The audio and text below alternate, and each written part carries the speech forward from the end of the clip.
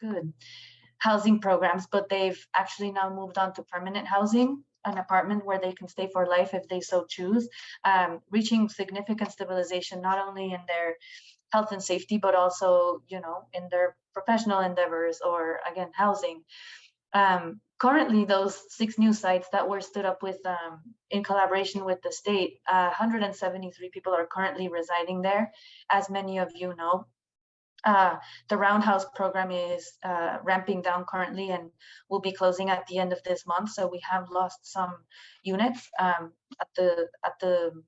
the moment, though, we have 173 people in total across 6 different sites. We did launch family and friends reunification initiative that so far has reconnected a few folks and is in process of reconnecting others. The Public Health Commission, along with the coordinated response team, have implemented, as of this week, 24/7 proactive overnight outreach. So we are covering the area 24/7, both with public safety officers, BPD, and other agencies that are providing public safety services, but also with outreach. Case management is now 24/7. All of these efforts together have helped the city mitigate, honestly, like the scale, the reach, the geographic area that the encampment covers, as well as the level of permanence of the structures. So we've gone from structures that were pretty much like makeshift, pretty dangerous spaces where also situations, especially dangerous ones, you know, including crimes, were happening, very difficult to remove without equipment, to now a smaller, albeit still concerning. No, I saw it. I think, Mr. Peoples, you might be unmuted. Anyway, so we've mitigated, though not reached, I guess, the vision of a clear street with free transit for all that we would like. We have seen also the state replicating the low threshold transitional housing model that the city pioneered in other communities, such as Worcester, Leominster, and Quincy. That's something that we welcome and we want to see more of, so that people who are impacted by substance use disorder can you know, engage in recovery in their home community without needing to separate from their supportive networks. And then lastly, I do want to share that although overdose deaths in the Commonwealth and in the city at large have gone up and continue to go up in the last years, when you do a year-to-year comparison, and I'm taking just kind of the last 2 full years that we have data for, we are seeing overdose deaths in the area go down. And that's not because overdose events are not happening. It's because that we have staff at hand that's immediately reacting to an overdose situation and reversing it by using naloxone. So there's a lot of lives that could have been lost that haven't been lost in the area thanks to harm reduction efforts. You can skip this slide. I haven't in case people want to see you can skip this too. People want to see some more of the statistics that we have regarding the low threshold housing model or the housing efforts. They are available. Same, you could skip, Nakia, all the way to the next slide. You can go to boston.gov/masscas and have a look at our data. We do have a report of the first year of the low threshold transitional housing sites available to you, as well as statistics on all of the initiatives I just shared. You can keep going. Thanks, Mr. Jones. Again, we want to share with you that although we have seen some advancements in the area, there are some serious safety challenges that are present and are concerning a lot of city agencies, people on the ground like myself. First of all is crowd sizes. Crowd sizes in the area have remained constant. We're seeing about 100 folks spending the night, and crowds are growing to up to 200 people during the evening time. We do have a lot of people who are not necessarily unhoused who come into the area for the purposes of participating in the drug market, so to speak. So those crowd sizes remain a point of concern for all of us city staff, and I'm sure the public at large as well. We have had, I guess, the same constant level of violent incidents and crimes, and I'm sure Deputy Harris can speak to these. So the numbers don't necessarily show this story, but the nature of the incidents that we have seen has been concerning to the point where some partners that provide street outreach, including Elliott Community Human Services and Boston Healthcare for the Homeless, have pulled out from street outreach temporarily, which has, really hampered the response that we can provide, especially on the medical side. And all of those agencies, along with many others that are in constant conversation with us, have been really united with the neighborhoods in calling for more of a focus on safety in the area. So we are responding to that, and that's what this adjustment in the approach is about. We're trying to put some of those safety measures in place that I'll go through in a second. I did want to share, if you go to the next slide, a couple of developments that we put in place kind of in response to some of these. I already mentioned the overnight outreach and the deep case management team. The deep case management team has been really helpful because they're on the ground providing one-on-one service to people who want to engage in a journey towards stabilization and permanent housing. They've been, if you go to the next slide, they've allowed us to do a couple of pretty important things. The intensive case management effort has allowed us to compile a by name list of people that are known to us to be confirmedly unsheltered, residing nightly in the encampment, and actively asking us for support. That number is about 70 to 80 people that are constantly in the area looking for support. Our data also confirms that the majority, though, of people present in the area on any given day, and I'm especially referring to the daytime, but this can go all the way into the 2 a.m., 3 a.m. hour. The majority of folks present in the encampment do not reside there. They're not sleeping there. They're, in a way, again, there to participate in other activities and have a shelter. They are staying in shelter, or they have housing elsewhere, sometimes housing that's been provided by us. And so we do conclude that the reduction in the unsheltered homelessness in the area that has not necessarily resulted in a reduction of crowding and congregating. So the type of solution we're trying to put in place leaves the housing intervention in place, and again continues to call for additional units elsewhere in the state. But again, now is trying to target the groups of people that aren't necessarily in need of those services, but still congregating in the area for other purposes. You can keep going, Nikki. Again, you could see this in our website. The city only started counting crowd size back in April 22, but you can see kind of the seasonality and how it develops, and how the crowding is still an issue. The blue line is the daytime 6 p.m. numbers. The white line is the 5 a.m. numbers, which we consider to be closer to closer to the number of unsheltered stayers if they're actually spending the night. You keep going, Nikki. So again, yeah, if you could go back real quick. So again, with a list in hand of people that we are hoping to continue working with as they are seeking for stabilization, we do have for the first time an opportunity to, in essence, target those resources really well towards this population, mitigate any potential displacement of that population as the result of any law enforcement action that we might take, if we're able to place people in a safe setting and allow them to continue stabilizing while we take action on closing the street altogether. We hope that we may mitigate the displacement that's going into the neighborhoods if we end up closing the street. So I now want to describe to you what we're actually trying to do if you go to the next slide. And I'll say there's 3.5 components to what we're hoping to do in the coming weeks.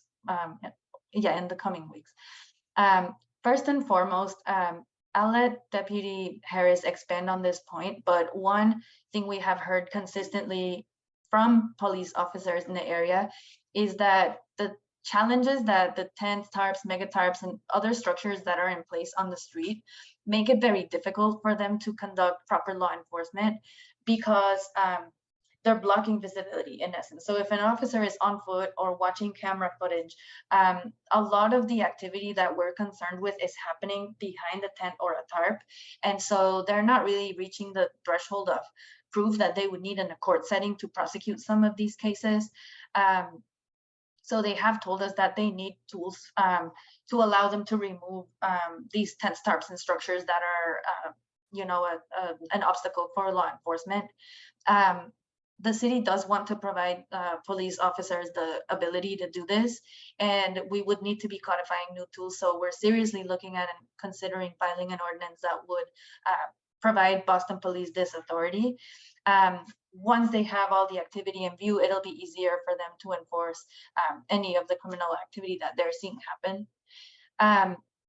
Number two of the component involves adding shelter capacity and additional transitional housing beds, so that the people who are engaging positively, so I'm again referring to that by name list of people that we have created through our outreach and case management efforts. So they can be placed in different spaces throughout the city. I'll let Dr. Ujikutu expand a little bit on where those are at, but there's several spaces across the city, downtown, Pine Street, and a few others that we want to put in place so that the folks who are engaging can be removed from the street and placed in a safe space before, and to again mitigate any dispersion. I guess the next point would be, once those two components are in place, the hope is that the city, through the leadership of Boston Police, will be able to close the street, Atkinson Street I'm speaking about, and close the encampment altogether, make sure that everyone that needs a place to sleep will be provided one. As you know, our shelters never turn anyone away, but we are making a big effort to expand capacity, make sure everyone has an offer of a safe place to sleep. In the hope is that we would be discouraging people in, I guess, groups 2 and 3, right? People who are not unhoused or people who are descending on the area to commit crimes. We're hoping to, in that way, discourage them from remaining in the area. We do expect a level of dispersion, and I'm sure there is a concern about that issue with in this neighborhood, because we are aware that some other hotspots exist, such as Ziegler Street, Nubian Square, Blair Law, Belden, etc. We do visit those every day, but the current outreach teams that are stationed on Atkinson Street would be reformatted so that they would have added mobility, they would expand their catchment area, and engage folks one-on-one, again, to continue offering those resources and those different safer spaces for them to spend the night and to store their belongings. I should have mentioned that we'll be offering storage as well. So again, the hope is that we can end the situation of a large encampment, along with all of the violence that has gone along with the presence of that encampment, into placing people in safer shelter spaces or sleeping areas that could mitigate dispersion, and where there is dispersion, send outreach teams to make sure they're continuing to engage in making those offers and increasing our uptake of services. We have heard from those teams that when they're engaging with people in smaller groups, so not in a 200-person encampment where peer pressure might be a factor, in smaller groups, they are seeing increased uptake of those offers. So again, I did want to just kind of give you the broad strokes of the approach. If you do have questions about the added shelter capacity or the safe sleeping area, Dr. Ojikutu can take the lead on that. If you have questions about the operational piece on how the street would close and what kind of BPD presence will be available, I'm hoping Deputy Harris can answer those questions. And myself as well. We do want to hear from you and learn if there's feedback that we need to be taking into account. And again, we have been hearing a lot of feedback from neighborhoods. I don't want people to think that's going in a black box. It's most certainly not. I am relaying it, and Brianna will do so as well, and others directly to Mayor Wu, the takeaways from all of these community meetings. So feel free to make your voice heard. That's what we're here for. Thank you so much, Tanya and the team. So we're definitely here to make sure we're answering the questions that Tanya referenced, but we want to give opportunity for elected officials to speak. I'm going to go to who I've who I see in my screen first, I want to definitely give Council President Ed Flynn some time to say hello to this community. Yep. Well, thank you, Chief, for bringing us together. Thank you, Tanya, for the presentation, and to your team for the work that you are doing. I'm glad to be here with many residents impacted by Mass and Cass, including Roxbury, the South End, South Boston, Dorchester. What I want to focus on briefly is the quality of life for residents in the business community impacted by what's going on in Mass and Cass. The neighborhoods I mentioned, Roxbury, South Boston, the South End, Dorchester, are experiencing significant quality of life issues, public safety challenges, and concerns. I'm asking for enhanced basic city services, neighborhood services in those 4 particular neighborhoods until we get a hold of this situation. We need to increase police presence, public works, cleanup, and that's a critical part of what is going on. We need to make sure residents feel safe and are respected, and that includes making sure that we have basic city services, police presence in those impacted neighborhoods. I'm going to stop now and give my other colleagues an opportunity to weigh in as well. Thank you. Thank you, Council President. The District 7 City Councilor Tanya Fernandez Anderson. If you want to unmute yourself and say a quick hello.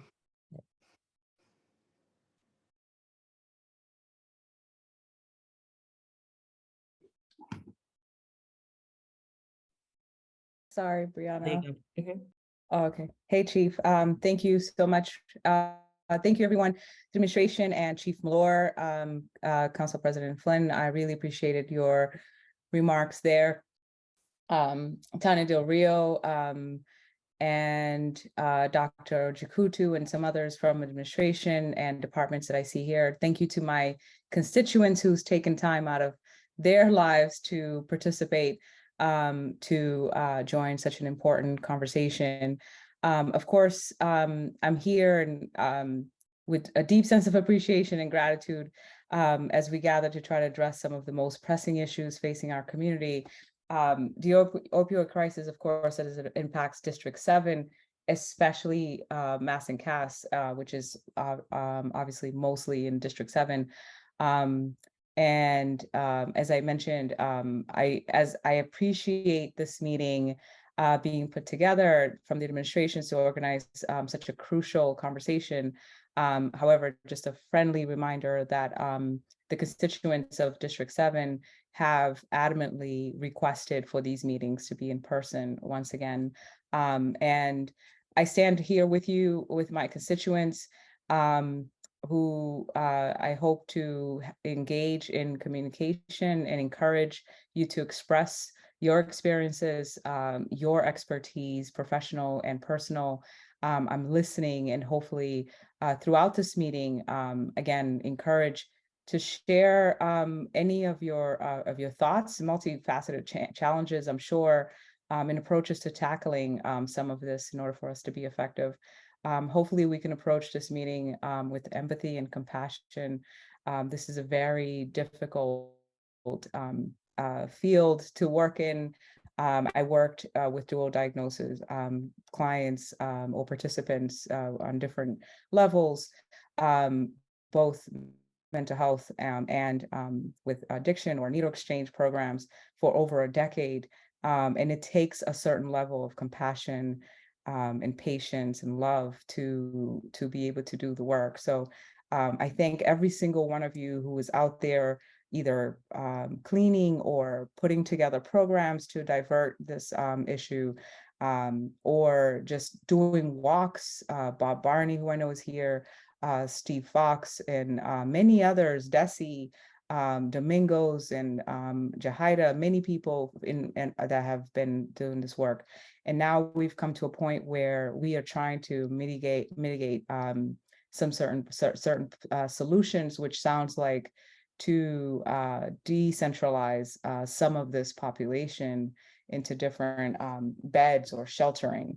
whether we calling it safe sleeping or not, it's nonetheless still shelter. And I think the public deserves transparency. So I look forward to our conversation tonight. I do have to step away for 30 minutes around 8 o'clock, but I promise to be right back to re-engage again. Again, listening, collecting information, and taking it back, and looking forward to working with the administration so we can reach a better solution. Thank you. Thank you, Counselor. I see Counselor Erin Murphy and then Counselor Michael Flaherty after.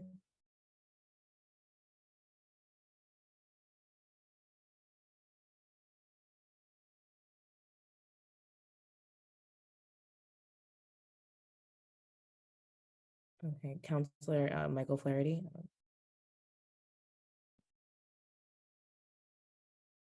Okay. State Rep John Moran, want to say hello? Hi, everybody. Murphy's Law. I was just taking a bite of my dinner. So I'd like to really thank everyone for being here. Also want to thank Dr. Ojikutu and her team, Tanya Del Rio and Brian, for their amazing work. I think it's, it's not an easy profession. I see it. I see their work every day. And so just want to applaud them for all their efforts. And I think we have a great neighborhood, right? Look at the number of people online right now who really care about the neighborhood, who want the right solutions. And so, I expressed my opinion about one particular aspect of the solution last evening. And, I guess the part that didn't get quoted is my appreciation for all the work that's being done. So I look forward to hearing the dialogue tonight. I won't want to take too much of the time, but I did want to say that District 9 is a little complex because it does include most of the South End, a little bit of the Back Bay, but a lot of Roxbury. And so I definitely feel very close to Roxbury, had spent some time on serving on Councilor Fernandez Anderson's advisory council. And so I definitely think in terms of Suffolk District 9. And so I'm happy to be here. Thank you for all of you for being here. And I look forward to hearing the dialogue. Thank you, State Rep. I know it is dinner time. Again, thank you all for joining tonight and taking time off of your schedule to gather some information and ask some questions.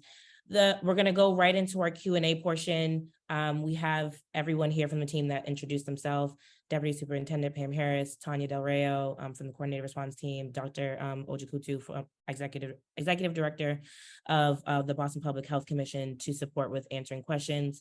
We'll be fielding some questions from the chat. If you do want to say a question out loud, please use the raise your hand function and we will unmute you. You have 1 minute to give a comment / question if you want to do that.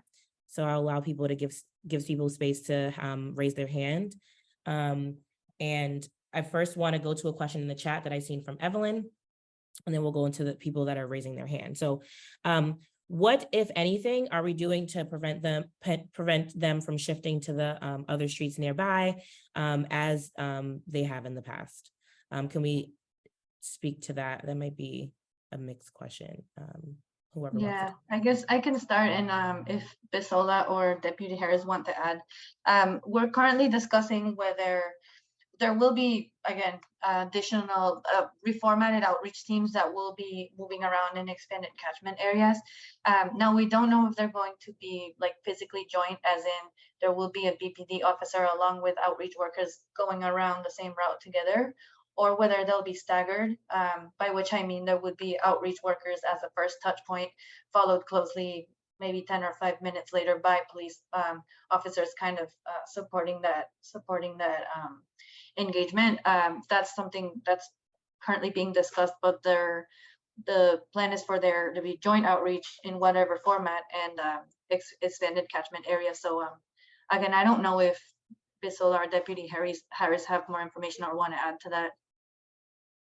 I did want to just share real quick that there is a technical difference between a shelter and and the type of transitional beds that we are trying to add. A shelter does have certain requirements, like, again, it's like a structure where there is 24/7 service, certain infrastructure like showers, meals, etc. That's not what we're talking about. We're talking about a temporary space for 30 people in the case of what people are referring to in the 727, 725 space. So I just want to make that technical difference. Is not that the city's trying to be transparent. We're just trying to use the right terms. But I'll let Bisola and others speak to that. It seems like Deputy Superintendent is trying to speak, but you're muted. Sorry. Thank you, Brianna. Sorry Okay. about that.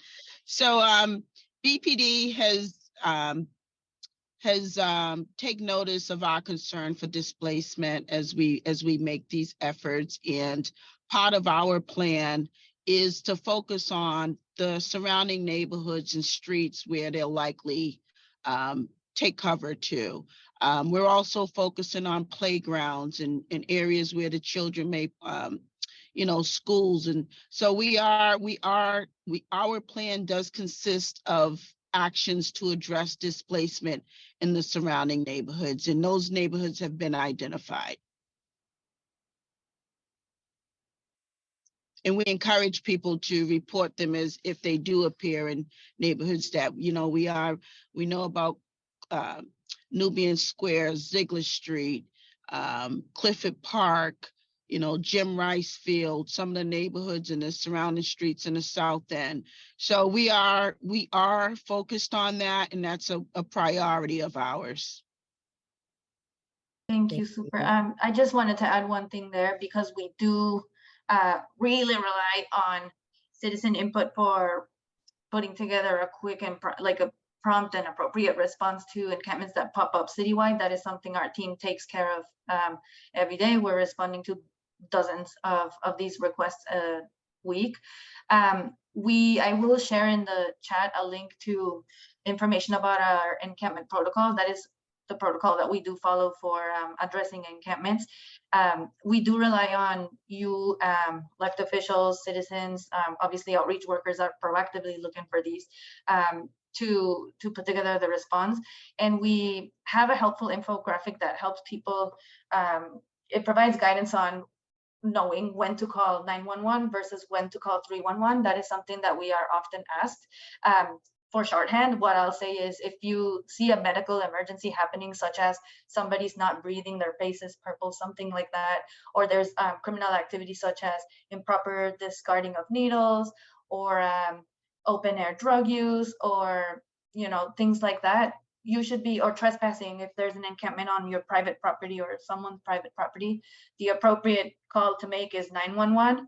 When you're seeing something that's not necessarily an emergency, but you want the city to address, such as there's a tent in a park and people are living in a place not meant for human habitation, or some such issue, you see someone that's unsheltered and may need, you want an outreach worker to come by and offer services, that is a 311 matter. So I'll put the link in the chat so you can go through, and obviously if you have any questions, just reach out. That's always welcome. And if you're not sure if it's an emergency or not, just err on the side of caution and call 911. Thank you, Tanya. I see a hand up from Sam Acevedo. Hi. I'll mute you. There you go. Greetings and blessings. And greetings to all of our city officials, including our own city councilor, Tanya Anderson, and others here, and Deputy Superintendent Harris. First of all, just stating the painfully obvious that this the crisis on Mass and Cass, an area known as Miracle Mile, defies simple solutions. By the way, I'm speaking on behalf of Miracle Mile Ministries, which is a gathering of about a dozen churches in the Boston area that are out providing services 7 days a week. But just as, soul care, harm reduction, and recovery services, short-term, long-term shelters, all of that is a part of this. But one thing that we have seen on Atkinson Street as we minister to these souls is people dealing in death with impunity. And there's a law enforcement component that we're just concerned that just doesn't seem to be. There has been some sort of apparent frustration with law enforcement being able to work with folks who are coming from outside, descending on this area and dealing in death on these souls that we love, and capitalizing, monetizing their addiction. And that has to be a factor. And I've spoken to law enforcement who are really frustrated. I'm not sure of the source of that. And what part does an increase of getting those folks, those actors, away from our people, and what can be done to stop that? Thank you. I think that sounded like a question for BPD. I do also want to be mindful. There'll be a timer in the corner function of the Zoom screen, just for everybody to be mindful. Yeah, beg your pardon for going over. Sorry, you're all set.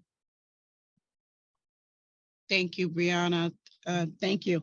So as far as BPD's role in this initiative, we are not looking to arrest our way. We are working in concert with other city agencies. We're not here. We recognize that they are in need of services and they are in need of shelter. And as far as the officers and what their motive is and what their purpose is, it's a challenging space for officers to be in, and we're down there 24/7. It's taxing on our department. We're already short-staffed, and it can be a violent climate in that area, and officers get exhausted. They're mentally exhausted. We're equally concerned about their well-being and what they've had to witness themselves. So please accept my apology for any interaction that someone may experience that can be interpreted as the officer doesn't have patience or compassion. So, but our goal is to be a part of the solution with respect to getting services and shelter and restoring Atkinson Street to a place where people can, in a way that it should be. Thank you, Deputy Superintendent. I'm going to go to a chat question. When are they going to fix the Long Island in Quincy? That came from Tamika. I can take that.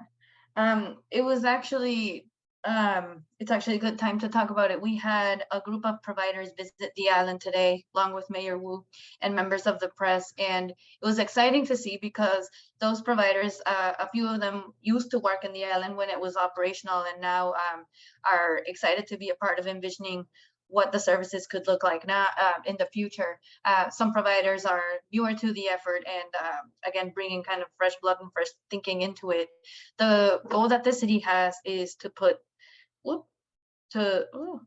get the island back in place and providing services as fast as possible on the fastest timeline possible. However, one of the providers, I think, a very accurate, like very, I want to say, I don't know, I don't have the word, but like was right in pointing out that this is a generational opportunity and we have to get it right because these opportunities don't come along every day. So there is going to be a lot of thought, partnership, and hard work to make sure we can put together the most impactful state-of-the-art facility out there. Right now, there is work underway to restore the buildings that are severely damaged after some years of not being I don't know, like fully tended to. So there is a $38 million project underway to protect the buildings from further weather damage. And get them into a place where they can be ready for proper restoration. There's also the bridge project. As you know, the city recently secured the Chapter 91 license, which is what we consider to be it was kind of the hardest part of the permitting process. So we've been able now to focus on no longer permitting but construction, since we're close to the end of the permitting. All that to say, the likely timeline we are looking at is around 4 years for project completion and ribbon cutting and opening for services. So it's an exciting prospect. It's hope in the future, but it's certainly in the future. So this plan here that I'm sharing tonight is our answer to the question, and I hope you're helping us build these answers, but our answer to the question of, okay, what do we do in the meantime? Thank you for that. Next question hand we have up is Renarda. I'm sorry if I pronounced that wrong. Then Jawan after that. Renarda, we will unmute you. And there will be a timer in the corner for 1 minute. Hi, good evening and blessings to everyone that's on this Zoom tonight. I'm feeling blessed to be here with you guys. One of my questions was asked through I believe he is he a pastor? He just, really just spoke about the police presence down there, and just me as being an individual that has hosted the first Winning Against Addiction walk there. I did the first one 2021, the second one last year, and we're on our third year with celebrating this year. And I have personally witnessed, just sort of a lack of, support or, again, initiative to keep individuals safe and just responding to individuals that are laid out on the ground and different things like that. And so I just wanted to know, what are the efforts, or if there are any plans? I know that the chief spoke on the police being exhausted and mentally and emotionally affected by this as well. But at the same time, I feel like those are the trained individuals that, that this is their job. And so is there any plan on in the mean and in between time while we are working on developing, Long Island again? Is there any plans is there a plan around providing more assistance or support for the police there where they can aid the individuals that are actually not doing well? Like, I get the whole harm reduction, but like I've literally seen individuals, Sorry, you're on your 1 minute mark, so we can give time to the team to address that. Okay. Question. So basically, it sounded like, to summarize the question, it sounded like, what is happening on the ground. I know that in the presentation we laid out Tanya's response team, as well as different state providers that are partnered with the city and Boston Public Health Commission, have been down there day in and day out. But do you want to speak to that a little bit more, Tanya? Probably. I'm so sorry. Can you repeat the question for me? So the question basically was like, what is happening in the meantime? It's kind of like what is happening right now down there, like services, are happening. Yeah, so I did mention that some agencies pulled out temporarily out of street outreach. I do want to make clear, because we do hear from friends and family members of loved ones who may be down there, some concern about that. I just want to make sure that people understand that city, Boston Public Health Commission outreach workers are still there providing harm reduction services. Boston Police is out there 24/7. Mayor's office is out there as well. So it's not that there is no outreach being provided currently. Boston Healthcare for the Homeless is providing clinical services out of the Needle Exchange program on 7074 Albany Street, and Elliott Case Management Team has actually returned to street outreach, so they are continuing to provide case management. You can go to our dashboard to track the crowd size numbers, but what we are seeing there every day is between 100 and 120 people in the 6 a.m. count present, around 50 structures we have been counting in the last weeks.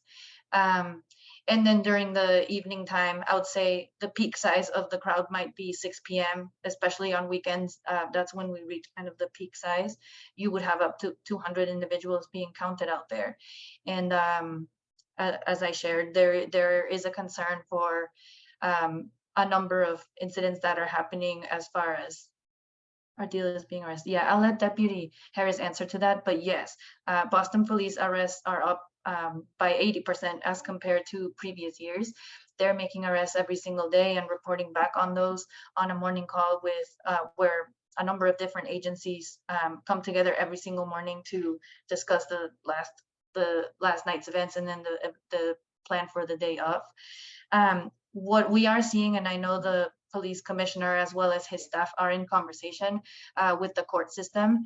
There's an issue with a kind of a revolving door with the court system where officers will make arrests for all kinds of offenses, whether it be a lower level such as a possession charge or higher level such as, I don't know, a firearms possession charge.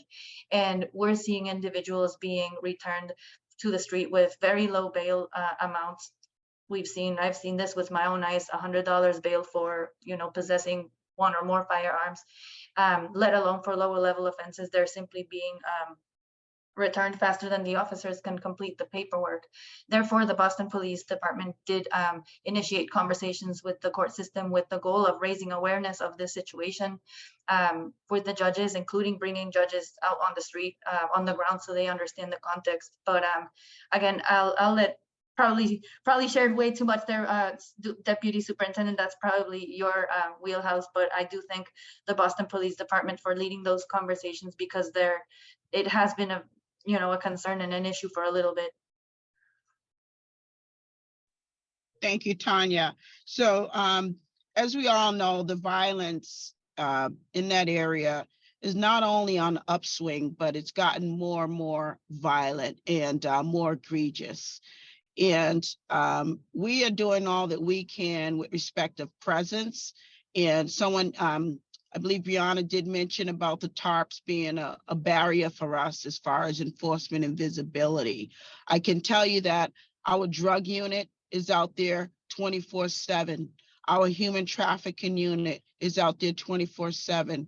Our street outreach unit is out there 24/7. So there is no shortage of services and presence on behalf of Boston Police. Tanya made a good point. The courts, we understand they're being sympathetic, but we have faced a revolving door with offenders. The crimes range from minor possession to firearms, assaults, sexual assaults, but it is a revolving door. So we have, Boston Police has initiated a conversation with the courts to increase awareness and get them on board with this initiative. One of the judges most recently took a walk herself on Atkinson Street, and we hope that she will be a partner with us in getting the rest of the judges and the officials on board to use the courts as a way to route them to services as well. Like I stated before, this is not something, we do have violent actors and bad actors down there. We do intend to take the ones that have these warrants and take them into custody. Our challenge is going to be with the courts in retaining these people and getting them into services. So we are on board. Warrant apprehension is going to be a large part of this as well. Thank you, Superintendent. Thank you. And if I may add, just on the mental health side, there is a mechanism that some people here, I'm guessing are familiar with, it's the Section 12 or the Section 35 process. There is a perception that we're not executing on some of those. I just want to say that, again, with my own eyes, I've seen those Section 12s and 35s be executed dozens of times. But I do want to share with folks, just for awareness as well, that as far as the Section 35 process goes, when someone is ongoingly at risk of harming themselves and others, and providers are able to document that, we do have to go in front of a court and only a psychiatrist, police officer, I believe a priest as well, or a family member can write those sections. They need to have pretty detailed information to go then and present it to a judge. It does take a significant amount of work to present only one section. And even then, with a lot of backup, it's not assured that it will be approved. So I want to make sure people understand that it would be very difficult to apply a Section 35, as has been suggested in some places across the board, just because of the amount of the volume of documentation that you would have to provide to each case. And again, it is up to the judge, and we have seen petitions approved and petitions denied. And then when you go to a Section 12, which is something that a police officer can execute immediately if there's immediate danger, those are being executed all the time. Officers will then bring people to the hospital, but as soon as to the hospital's, I guess, decision-making process, as soon as the person has reduced their level of acute risk, they can be released back out on the street. And that is a different kind of revolving door that we do see happening as well on the street. So again, it is a multidisciplinary process where many institutions come into play. They all play different roles. And I just wanted to share with you what that process is like. So there's an understanding, and people understand all the complexities involved in executing even one of those, and what you may expect as a result. Thank you, Tanya. Yeah. I want to go to Councilor Erin Murphy. We announced you earlier, and I think you had trouble unmuting. Thank you. And I'll just be brief, just happy to be on, and I want to make sure I hear from the residents and everyone else who is on. As you probably all know, I'm the at-large city councilor. I've been very vocal and supportive of what's going on down at Mass and Cass. Happy to be listening to the residents and the business owners and those most affected from, what's going on down here. Wanted to just touch on a few things I heard. Did you say, Tanya, that arrests are up 80% in the area? Yeah. Yeah, I'd like to chat with you more about that after. That'd be great, because I know that we held a hearing, myself, Councilor Flynn, Baker, and Flaherty, and we had a judge and others, and like John McGann and others, who. Yeah, I was there. Yeah, no, I know you. Of course, the administration was there and talked about, all the things we need. I've been very vocal on the need to hear the voices of the residents, of the business owners, and those struggling.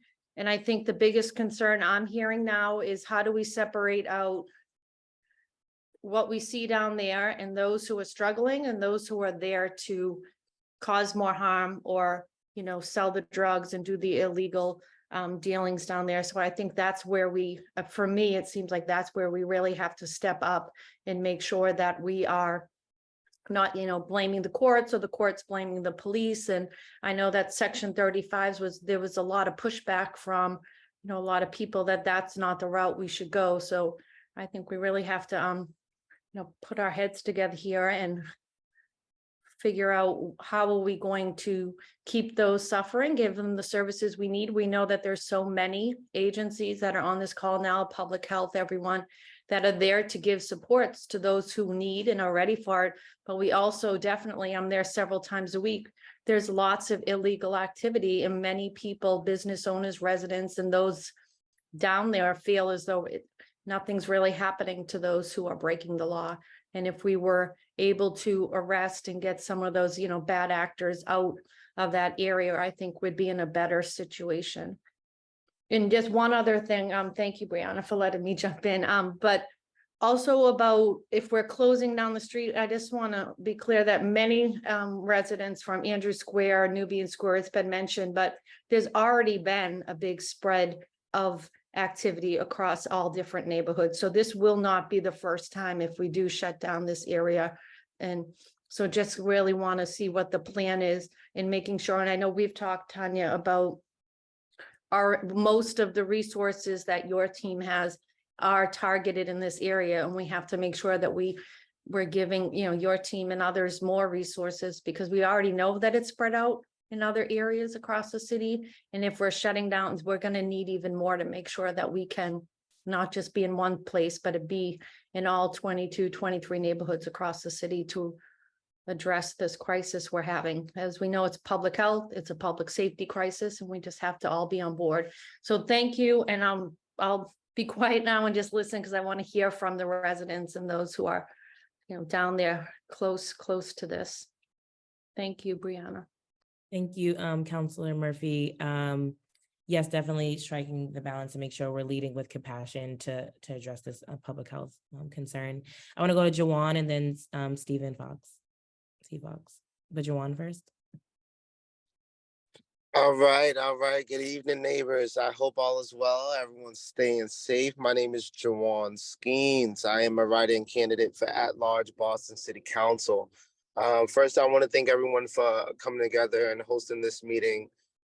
Second, I want to say what's been going on at Mass and Cas, has been a mess. What we see here has been an ongoing issue for years now. And one of the approaches that I've seen, and I'm speaking as a concerned resident, was that the city was to supply needles for individuals. And I don't mind keeping everybody safe while they're doing what they're doing is fine. But the issue that I run into is that these needles are going into our streets. The cats and dogs are licking these things. Our kids are picking these things up. This is a public safety issue. And one thing that I feel like we need to stop doing is supplying these needles if they're not going in for treatment. If they're not going in for treatment and following up for treatment, why are we supplying needles? This is why we have the problem that we have. Jawan, you hit 1 minute. Okay, I'll end on this, Brianna. Thank you. And the second thing is, I don't want to see the Shattuck become a rehab. I would like to see that be a community-led, holistic healing center where the community serves on the board. Thank you so much for your support. Does the team want to speak to the questions or comments? Sure. Thank you, Brianna. Just to speak, I appreciate your comments, Jawan. I'm a physician, an infectious disease doctor, and just to clarify for everybody the issue of harm reduction. So harm reduction is actually a wide array of tools that we use. It's not just needle exchange or syringe exchange. It actually includes, risk reduction counseling. It includes case management. It includes drug checking to make sure that whatever you're taking isn't laced with other things. It includes pre-exposure prophylaxis to prevent HIV transmission. So I just want us to understand, first of all, this idea of harm reduction is really important. Before I say that there's a wide, deep, many years in duration evidence base that harm reduction actually increases the number of people who enter services. So it actually increases the number of people who go to detox. It increases the number of people who engage, increases the number of people who end up in recovery, because this is how we bring people into the fold. This is how we engage people, by meeting them where they're at and understanding that substance use disorder is a journey, and it's a process to get to recovery.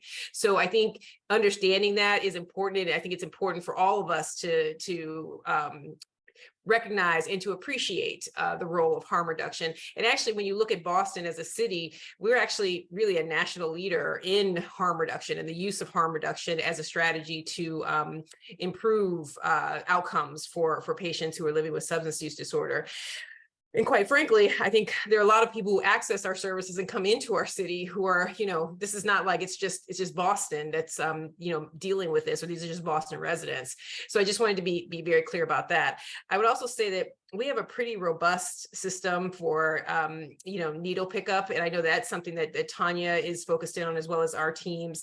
And we are doing the best that we can, but I do understand your concerns. And certainly we will continue to work as best as we can to ensure that there are not needles out in the streets and in the parks. It's something that is utmost concern for us. And we, value the safety of residents as well as our staff who are out working in these areas. So thank you so much. And I hope that was helpful. Thank you, Dr. Ojikutu. Steve Fox? Sorry, we have to unmute you and then put the... There we go. Brianna, before my time begins, just a process comment. 1 minute for participants to be able to get their question in, and then 5 minutes of response doesn't really create a dialogue. So could you reconsider the amount of time that people have for questions? That's just a request because it really doesn't afford a dialogue here within Yeah, so the. I've been giving people over 1 minute. It's just a guider to like know when to, jump in and be cognizant of time. But I also told my team on my end to be cognizant of how long their response is as well. So we can. It's a tough job. I totally get it. Okay, I'll be very, very quick. What I wanted to say was I wanted to remind everybody that the whole idea of the Long Island Recovery Campus came from this community, came from a combination of Roxbury, Newmarket, and the South End getting together. And in 2017 proposed the very first municipal recovery center at Long Island. That's where it came from the community. We really are very familiar with what's on the ground, what's going on at Mass and Cass, what's going on at Atkinson. We presented a plan for Recover Boston that is comprehensive, that is designed to offer both housing and treatment. The plan as it has been presented thus far is the same approach that we have seen used for the past 10 years. And the problem with it is that it's not comprehensive. It doesn't address the need. And before you know it, we're going to be right back where we started, just like we were 2 years ago.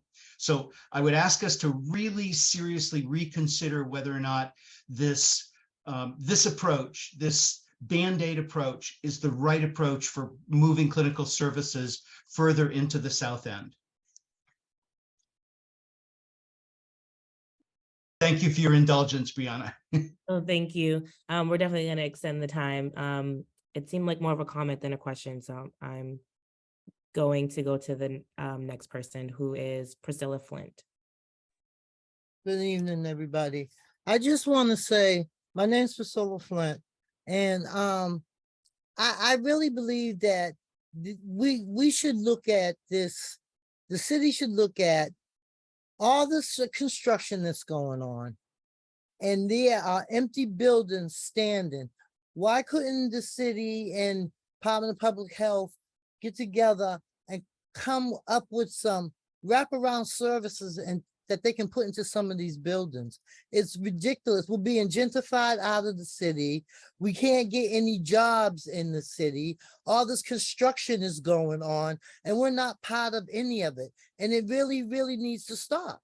I don't understand why it continues to happen, and we continue not to get the services that we need. It's a shame and a disgrace what's going on down there in Mass and Cass. And the problem and the issue is it's been there. This ain't something new. This has been going on Mass and Cass for years.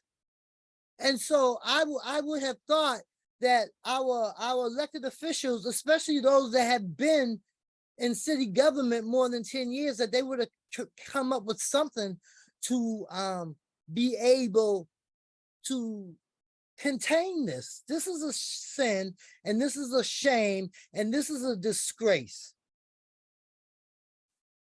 Thank you. Okay, thank you, Priscilla. Bob Barney, then Andrew Brand. Hi, can you hear me? Oh, yes. Oh, hi, Brianna. Thanks for taking my question. Actually, I have a comment. So I live approximately 4 blocks from this proposed safe sleeping area.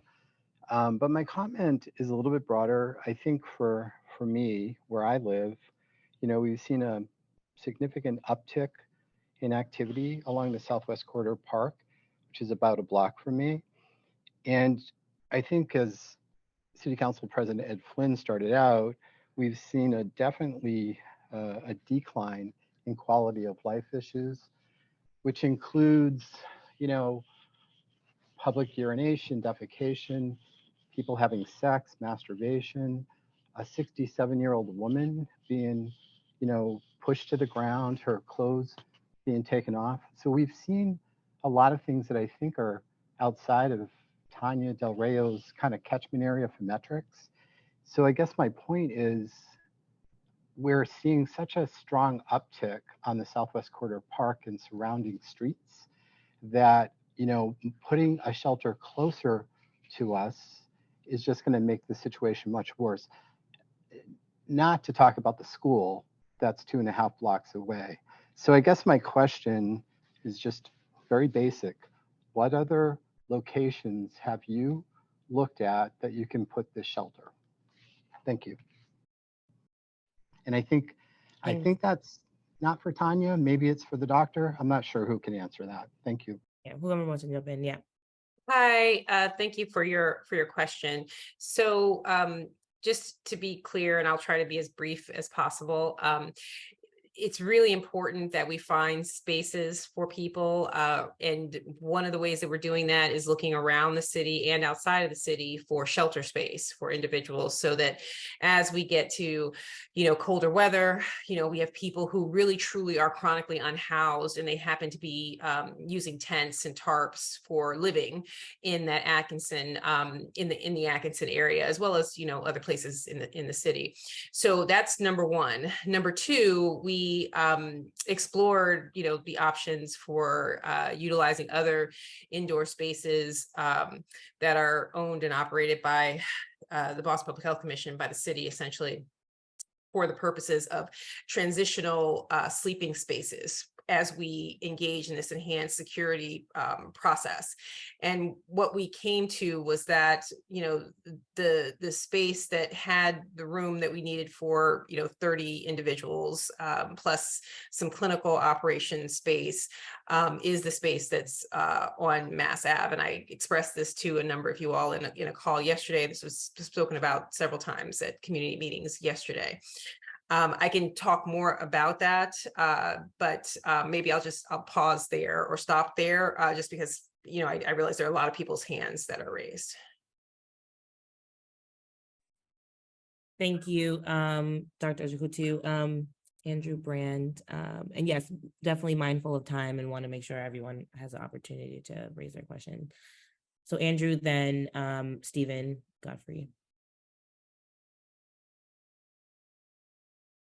You're not unmuted yet, once again.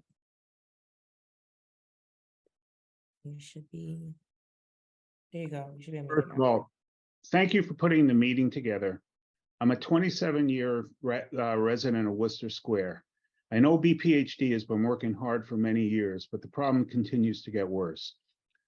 Runoff from Atkinson recently made 4-point channel water unsafe, and providers refuse to serve because of the violence. It's failed. It's not working because you're solving the wrong problem. You're making it easy to stay addicted when you should be making it easy and comfortable to get treatment, just like Lisbon did at scale.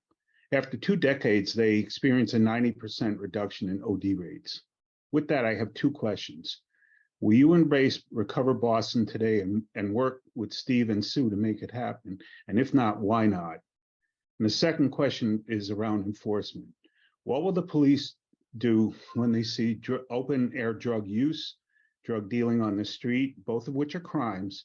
And what will they do with the loitering? People aren't going to, they may not have tents, but they'll still be out there all the time. What are they going to do about the loitering, which may or may not be a crime?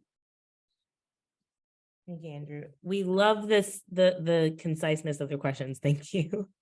Thanks, Andy. I can take the first half of that question a little bit.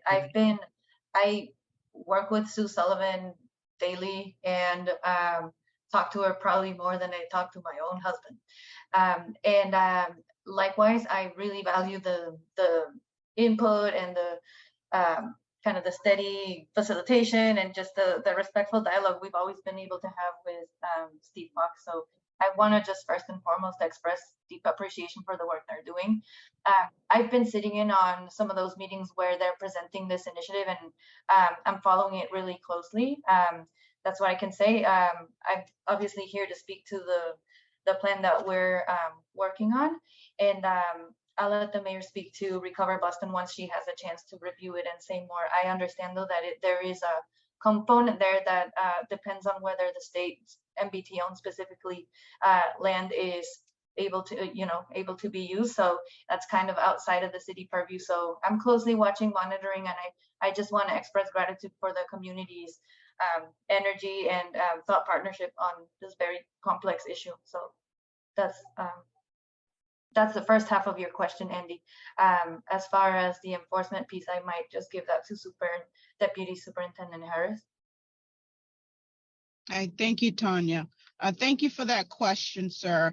So as far as Boston Police, you raised some very, very important concerns, and those are also our concerns. As far as the open air drug usage, similar to what's being, what we witness now, what we would like to do is connect. We're going to have teams out there 24/7. We have a very specific, comprehensive operational plan to coincide with this initiative. So our goal is to first try and connect that person to services and hand off. We're going to have the clinicians and recovery services out there with us. So we're not trying to arrest people. We want them to get help. We want to find them shelter. We will not allow anybody we encounter that's using drugs. We don't want to overburden the court with users that, low level drug offenses where they could more benefit from services. So our enforcement really, we're going to be focusing as far as taking into custody and arrest, focusing on the violators, the bad actors, the people with the bad, the warrants and things like that. So that's what our intent is. And once the ordinance does come into place, we intend to enforce that ordinance with respect to structures and tents and tarps and so on. And we're going to be mindful, like as I said before, we have been a vocal point as far as the neighborhoods and where we expect them to relocate and be displaced to. So we are mindful of that. We plan to have numerous teams out at one given time that are going to be able to search these areas. And it's important for the community to let us know where they appear.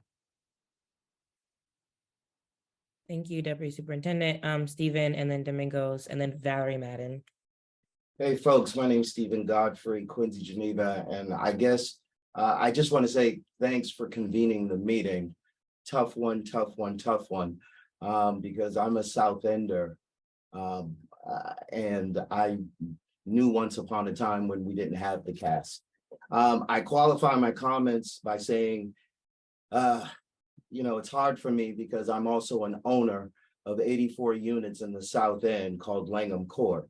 I'm the president of the organization, and we have taken some steps, I and the board of directors, to protect our population. And it's sad to say, because we're a historic building in the South End, gorgeous courtyard, but because, and I give credit to all of the partners here, to include the police department, but the enforcement piece is not the answer. And it is not working well. And I don't want to put all that criticism on the police department. That isn't really no criticism. I just think that it, in my opinion, humble opinion, serving the city for 25 plus years, I think it's the wrong approach.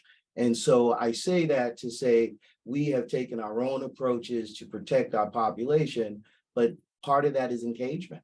And then I think the other part of that is in these spaces where we're having these conversations, we're not against those that are in need.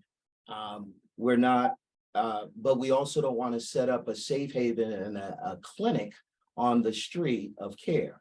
And so You hit your 1.5 minutes. So can I just ask, these are my two questions. Very quickly, thank you. Wait, can you unmute Stephen for his quick questions? Sorry, there you go.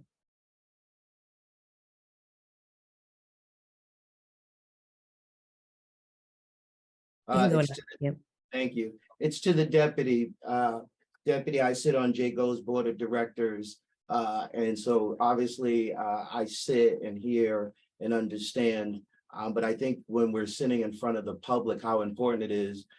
Can you share with us what is, and I get it that the police officers, as they have done in the past, have tried to fill in roles and work with the partners, but what is the limitations that the police can and cannot do in these particular roles? That would be helpful. And then my second question would be to something that the good doctor said, that this is a state issue, And has the city council and others, and I don't know procedurally, but this sounds like a state of an emergency. Because you have to break this up in such a way, folks. And here that I hate to What say, is this? What is the second? We want to make sure we get so to the everything. second question Yeah, is, what did is the second? city, is the city or city council advocating to the state, calling this a Okay. state of an emergency? Okay, thank you. I just want everyone to be mindful of time. We have a lot of questions, a lot of people that need to be heard. So for the first question, Deputy Superintendent, if you want to answer that piece on the limitations or capacities for BPD officers.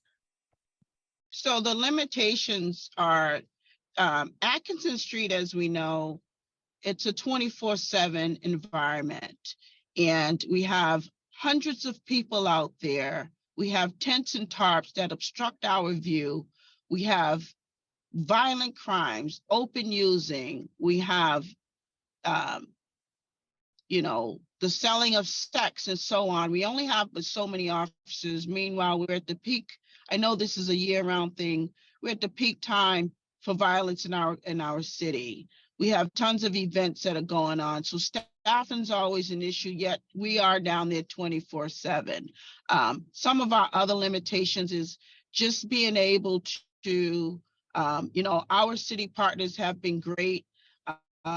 But the hours, we need going forward, the conversation has been to make our partnerships and pairing with others around the clock partnership so that we can deliver services at night, because at night, BPD is typically the only one out there. And we have a couple of officers out there. So I think going forward, the discussion and the focus is to be able to hand people off and get services and placement during the wee hours of the night. And as far as the drug sales, I don't want anyone to take out of context. We are not promoting open air drug using, and drug sales has always been dealt with. That's nothing we've ever taken lightly. Like I said, our drug unit is out there all the time, and they've made many arrests. In fact, year to date for January through today, we have almost 200 drug arrests just in that area alone. So that's not something that we've ignored. Thank you, Deputy Superintendent. Does the other team members want to speak to maybe collaborations with the state? Yep. So I can say two things. I think one of the questions was, sort of declaration of an emergency. And what I would say to that is that we've certainly discussed this, particularly, declaring public health emergency. And we don't necessarily believe that a declaration in and of itself lends anything more to our efforts, our energies, our ability to intervene, the funding that we have available, our ability to delegate resources to this, than us moving along as we have been. This is certainly a crisis. We're certainly addressing it as such, which is why we're having meetings like this and going through all the work with that has been described by my colleagues here this evening. So in terms of working with the state, we're working very closely with the state. We met with the state today. We meet with them on a regular basis to talk about spaces.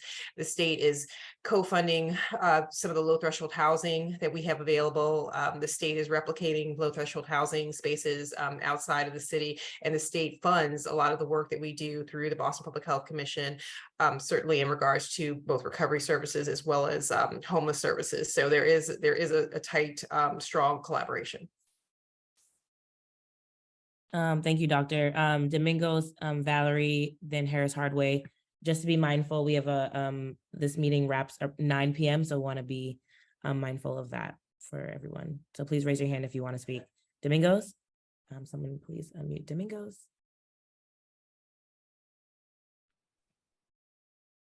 You're unmuted, Domingos. Oh, you should be unmuted now. Where did he go?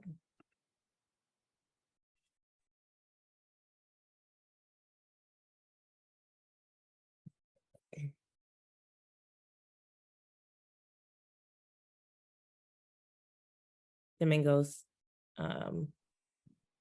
There you go. Yeah, I want to start off by saying I don't appreciate having my camera turned off and not having the ability be seen. I've been trying to I I've been don't know trying to what turn my that is. Everyone's camera's on.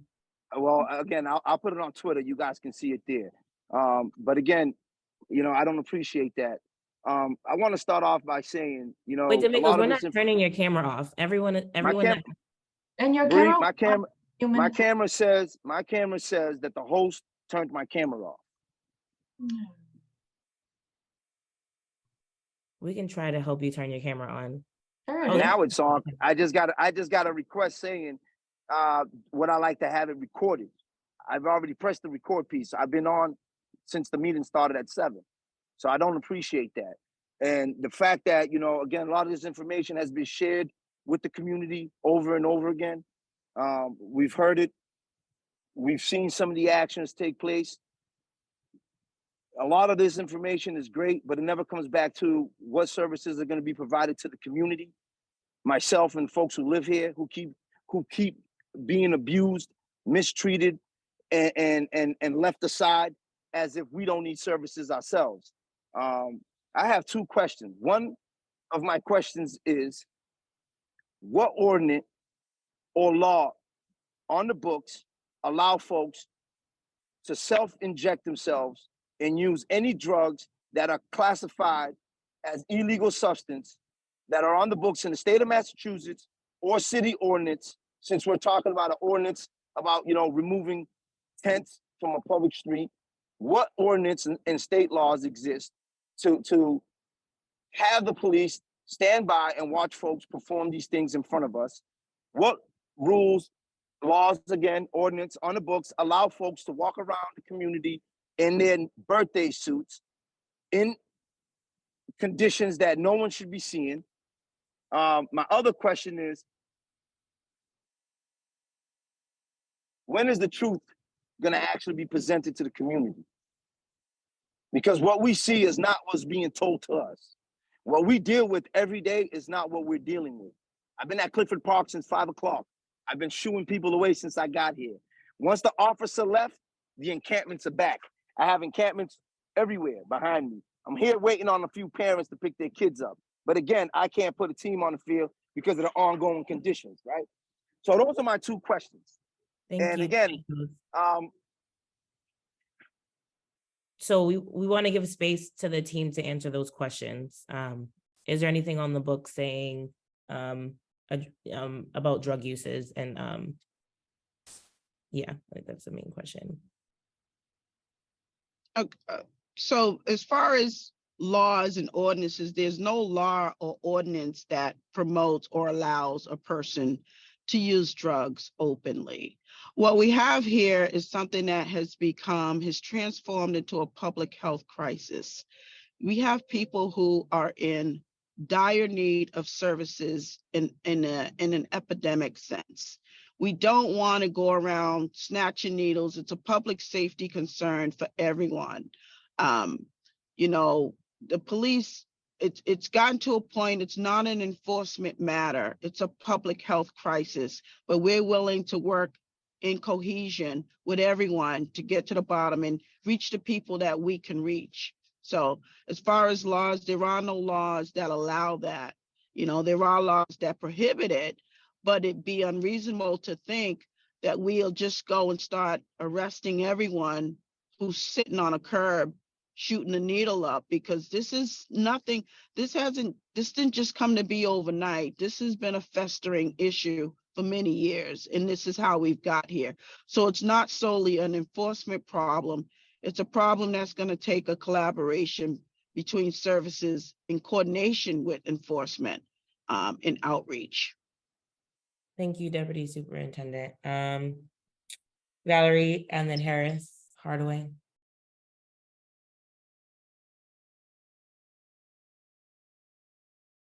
You're muted. Thanks. Yeah. Hi. I've lived in Roxbury for 30 years, and before that I lived in the South End. South Bay is my place to go to the greengrocer. It's something that keeps a community healthy, is having access to produce and things that are good. And there didn't used to be spillover into South Bay, but now there is in the last year or two. And it's ridiculous trying to get through what's going on to get into the Stop and Shop. So is anything being done to help the businesses at South Bay and help the people who want to shop there, right? It's not just Roxbury, but South End and Dorchester all depend on that. Thank you. Hi, thank you for that question, Valerie. Does Tanya or want to talk about the businesses in the area and that support? Hi. So South Bay has hosted the whole coordinated response team, by which I mean Boston Police, Boston Public Health, ourselves, in a few occasions for walkthroughs at South Bay. The Captain Boyle is the district captain. I'm sorry. Yes, Captain Boyle is the captain in the area who's been in constant touch with the managers of the different businesses out there. And South Bay is on the daily route for BPHC outreach services, both in the morning and in the evening.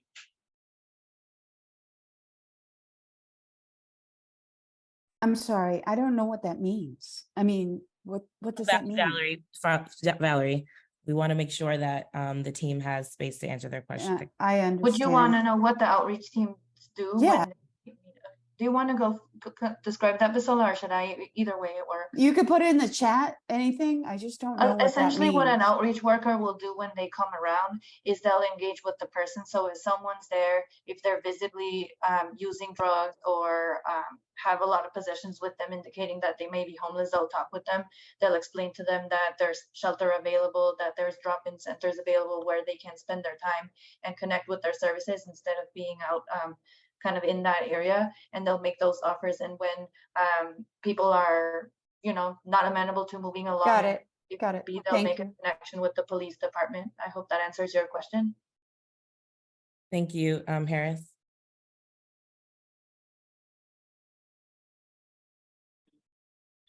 Hi, good evening, everyone. So thank you for giving me the time to talk. First and foremost, I just want to say that, there's a lot of people out there actually doing work. So I think that doesn't get acknowledged. And so I don't want to take away from any of those municipal employees, those working that are contracted or anything like that from the comments I'm about to make. I'm a business owner with my family in Roxbury. And Dr. Ojukutu, I know that you have stepped into a role that is immense. But when I heard you speak about folks that making decisions, feeling like it doesn't need to be a health emergency and it not really making a difference, I feel like that was not the case with COVID and still is not the case with COVID. And it was deemed a health emergency. And so there were powers that were given to municipalities, to officers, to different departments to be able to make a difference. The businesses in Nubian Square have been, we can't take it anymore. Thankfully, to some of the work that our walkthrough has done with the Nubian Square Task Force, Robert George, our board president, we got, in the help of our city councilor, we were able to get the parking lot over there in Nubian Square at least manageable now. But they keep coming back, taking over our businesses, and people don't want to come and shop. And at the end of the day, when the rent has to get paid, no one cares if someone was in recovery and you couldn't get customers to come and come to your business because they're dealing with their recovery. Enforcement is needed. It needs to be a balanced approach. And to the deputy superintendent, I understand there's a drug. There's officers that deal with the drugs. It's not them. It's the other officers that will watch things happening and won't arrest people, and who will sit in cars. Sorry, you hit your 1.5 minutes. Do you have a question or? I apologize, I didn't hear it. But that's just some of the things, and the businesses and the residents in Nubian Square are not being represented here right now, although I'm thankful for those that spoke up, but I just want to put a face with the name of business and people doing the work down there. Thank you. Thank you so much. The next person I see is Claudia, then Jonathan, then State Rep John Moran. Good evening, everyone. Thank you so much for the meeting today. We are talking about mass incast, about the crisis and everything. Mike, I have two questions. The first question is, what kind of support does engagement center in the outreach they receive? And also, what are the protocol of safety are provided for the staff? So I'm talking about the staff. We're talking about mass incast crisis, but what is going on with the staff?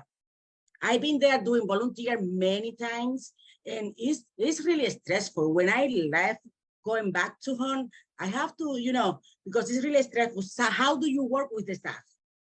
Thank you. Thank you for your question.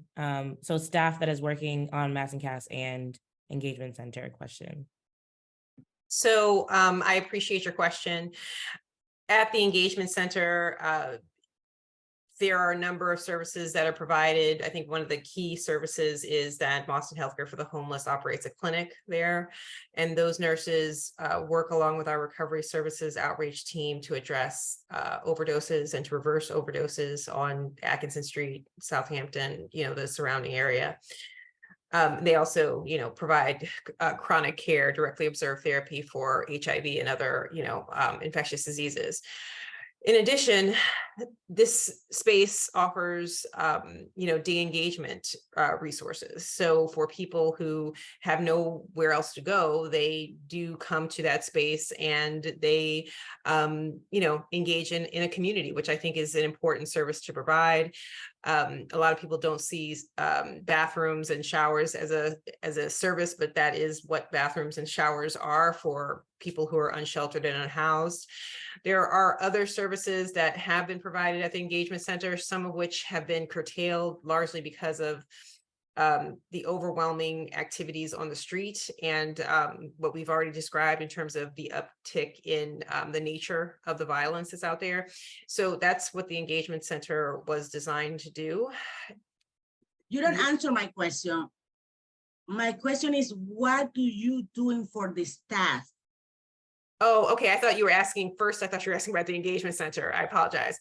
For the staff, I wish that there were, my, sort of the bureau directors who are there. I hear what you're saying. I think that it's very challenging to work in that circumstance, to work in that environment.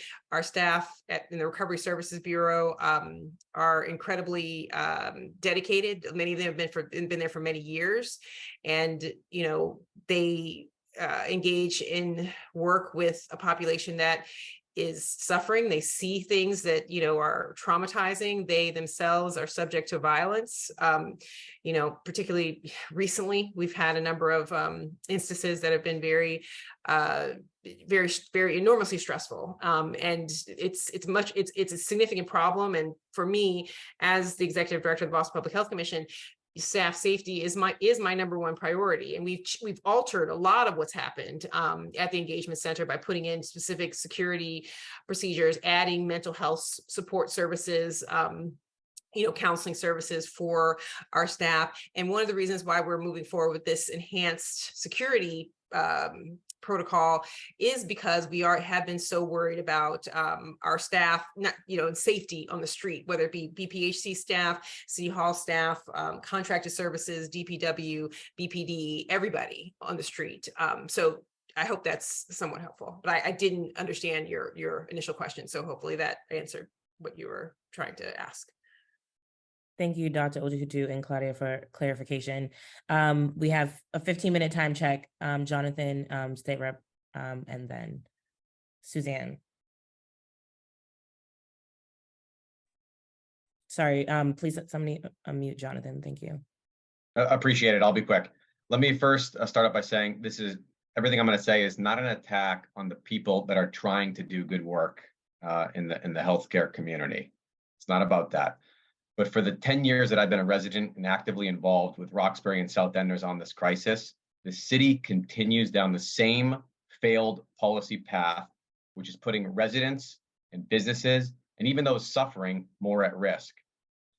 Myself, like many others on this call, have once again a major concern with this new plan, the closing of Atkinson Street specifically, and moving all of the services closer into the neighborhoods at Mass and Albany. With the hundreds of people that gathered today on Atkinson, which include violent and dangerous folks, now being displaced, and a new shelter with services being opened closer to neighborhoods, we are going to see, and we've seen it before, more needles, more dangerous activity, human feces, people gathering in alleys, resident doorsteps, schools, parks like Clifford, Orchard Gardens. So my two questions are these. Number one, under this new plan, and specifically that portion to move everything and close Atkinson, how do you expect to contain the potentially hundreds of people, many of them being dangerous, that are going to be now even more spread out across the city with a police force that is self-admittedly exhausted and overwhelmed? That's the first question. And the second question is, are there other locations outside of the South End and Roxbury being considered for these services and shelters? Thank you. Thank you, Jonathan. Thanks, Jonathan. I believe for the first question, I provided the answer, which is joint outreach teams. I can let my colleagues expand more on what those are, but that's the goal, is to provide outreach teams that are coming in, engaging with people in smaller groups, and increasing our uptake of shelter services and daytime services, which are available across the city. As far as locations, I'll let Dr. Ojikutu answer that question. But yeah, if there are any other ideas beyond the displacement teams that you think might be helpful, please let us know. That's the current plan. So we've been, go Sure, ahead. I didn't know if that was a comment back, but we do have ideas. You've heard it floated tonight, Recovery Boston. There have been several other ideas in the past, even under the Jonathan, can we give Dr. Ojikutu space to answer the question? Thank you. So over the course of the last few weeks, where this plan has evolved, the need to have transitional spaces for individuals, a small number of individuals, so by small I mean 30, who would be registered with us, who we would know, who people who we've been working with already, to have a shelter and a place to exist, particularly as weather becomes colder, as we move them into permanent housing. This is an important need. These are people who are actually chronically unhoused. They are not everybody who is on Atkinson Street. So I just want to be very clear about that.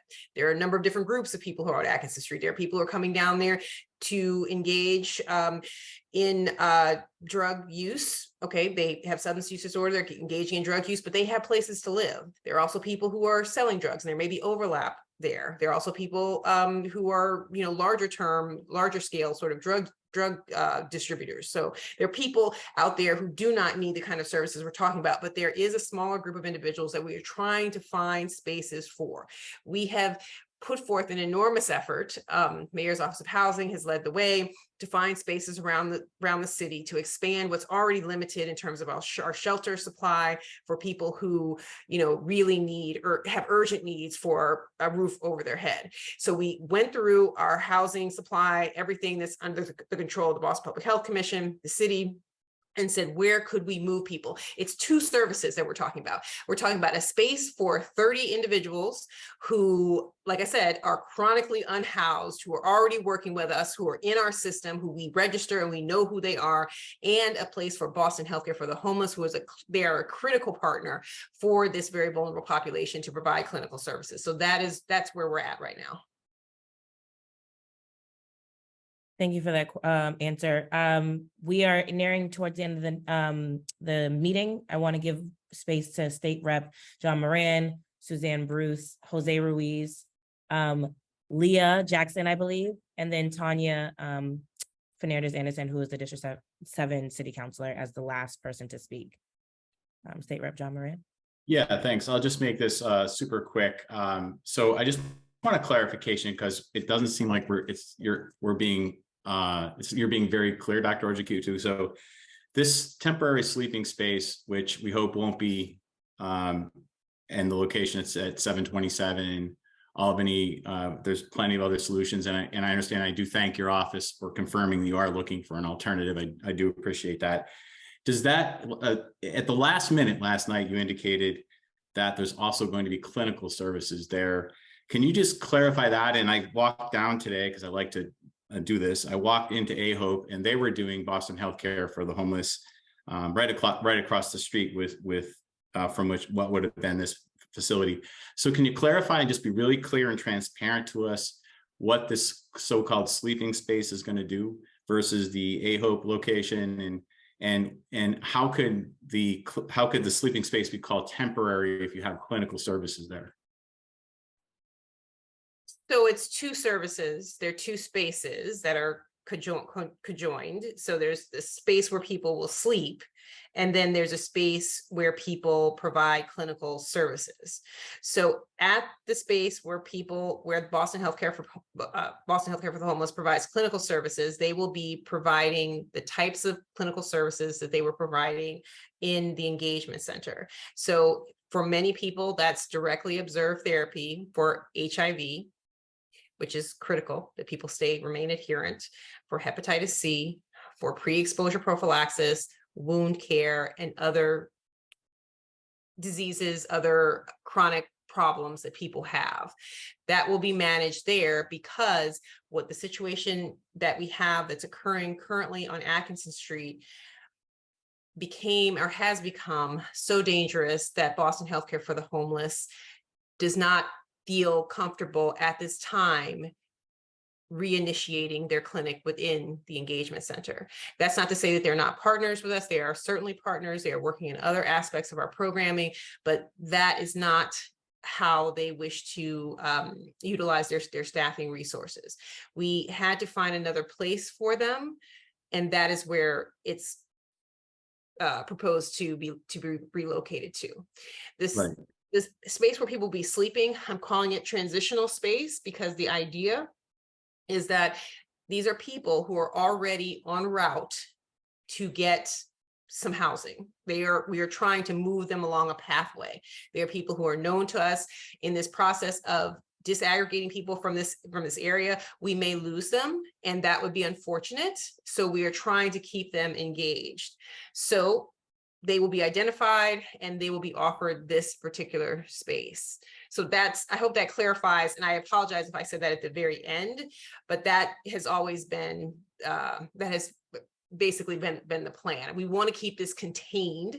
We are not looking for something that brings all services to the storefront area, 725 Mass Ave. This is meant to be a contained space. We can talk more about security. We can talk more about all the measures that we're taking to ensure that we don't have people congregating outside, because that's certainly not what we want to do. That's certainly not the intention, certainly not the plan. The services that are offered in this space will be different than what is offered at AHOPE. AHOPE does a large amount of what I was talking about before: harm reduction services, paths and referrals to, detox, referrals for addiction medicine treatment. And it's not to say that there is not some overlap, but there was a very extensive engagement of people, particularly folks who are getting treatment that has to be directly observed at the engagement center. And I would say, in speaking to Boston Healthcare for the Homeless, I don't know if any of them are on this call right now, that since all of what has happened in the area, they've lost a considerable number of people, just lost to follow-up, just because they haven't been as active as we would like them to be. And certainly as an infectious disease physician, we don't want that to happen, given the communicable nature of the diseases that I'm talking about.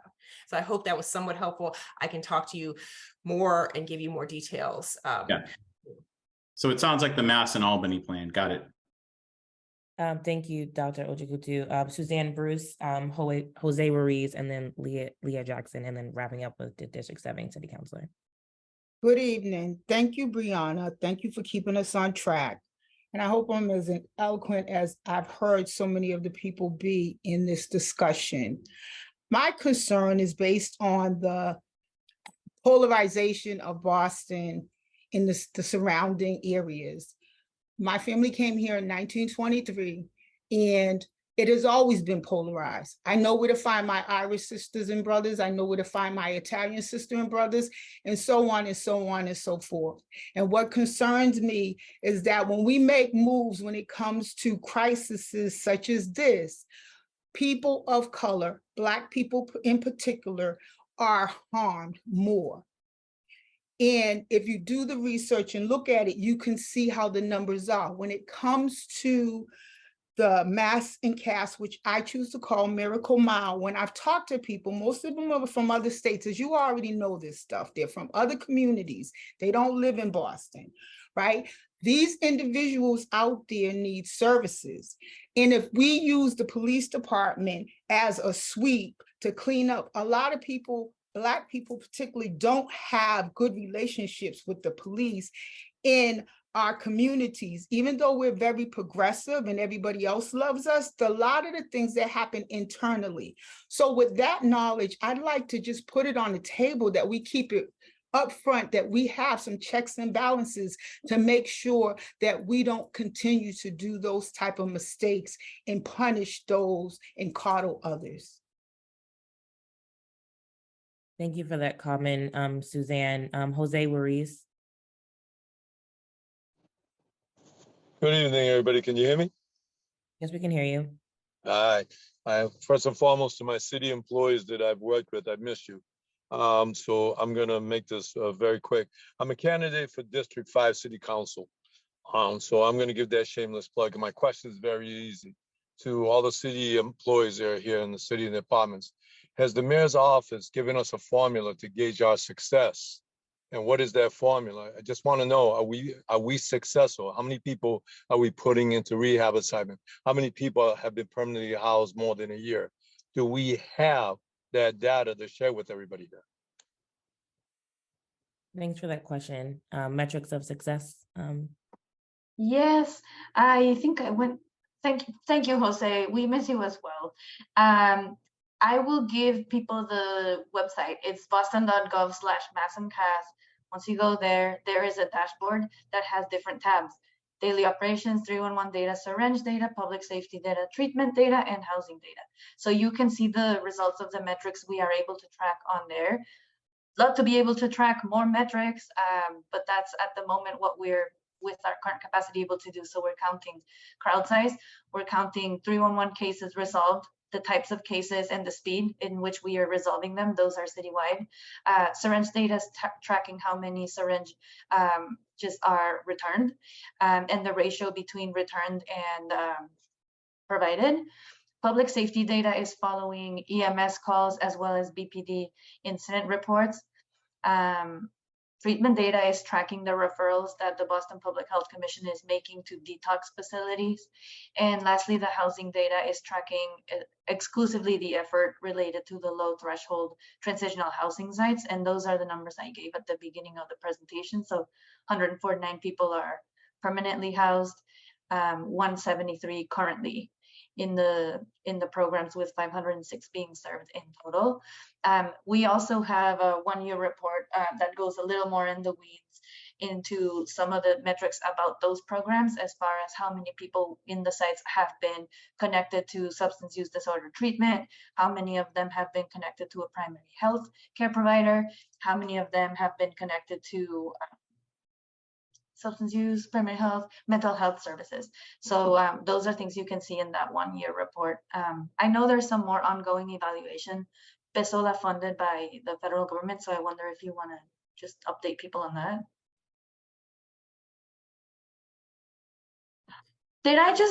Was I just muted throughout this whole thing? No, I wasn't. No, you were talking. We heard you. Yeah. So I know there are a couple of people with their hands up and we're at 9. So do you want to just, yeah. Let's go to Leah Jackson. I'm so sorry if I pronounced that wrong. No, that's actually correct. Okay. You're one of the first people that have pronounced it.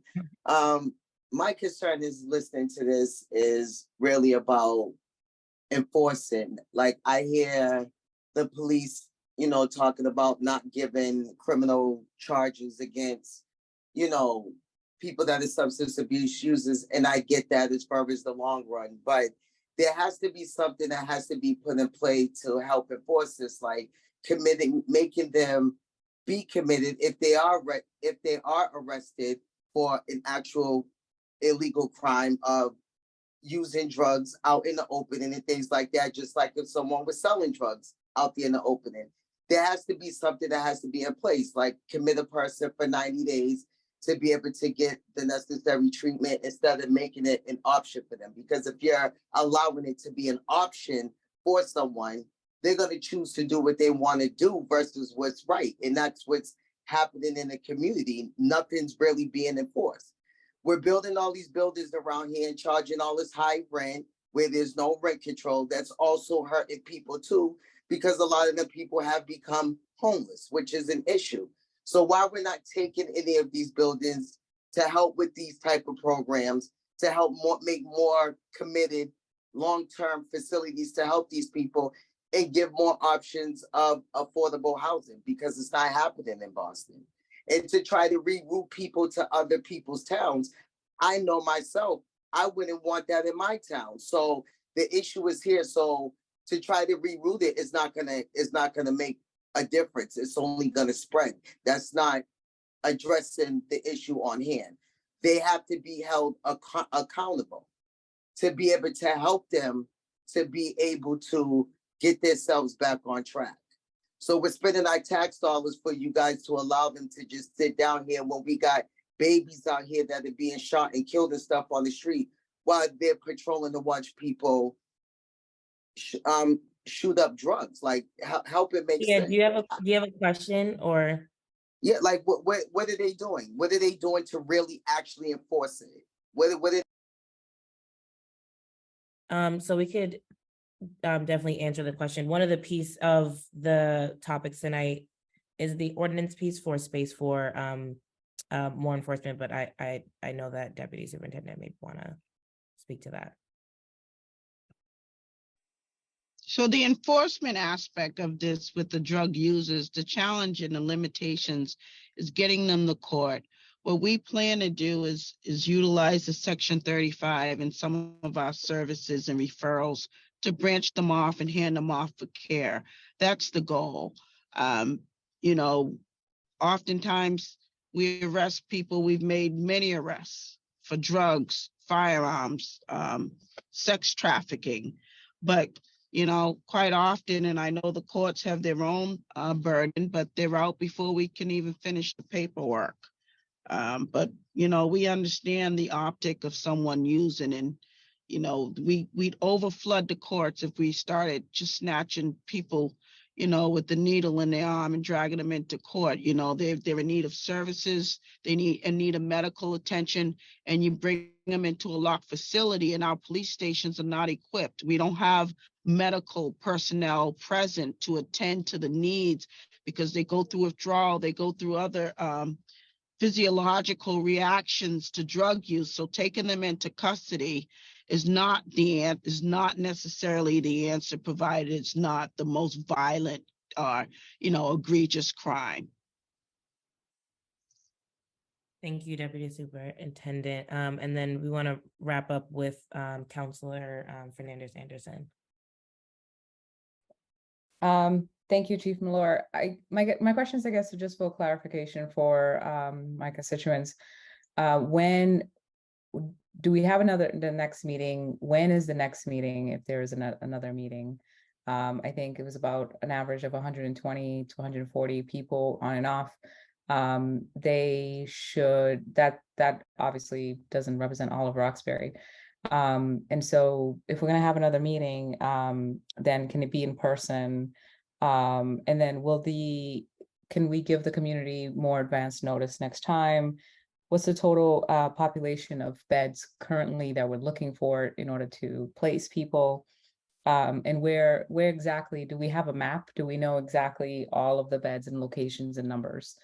If we don't, happy to receive that so that I can disseminate to my constituents. But also in terms of services over sentencing, I know that we've had a lot of conversations about it. So have we explored Lisbon, Portugal's research? And I understand that there's some contention here, not enough time to discuss it. But in terms that obviously that resonates with Lisbon, Portugal, and have we explored it at all? And then the last question is in terms of your metrics online, it doesn't actually give your data visualization of the plan. It just gives a full Outlook document.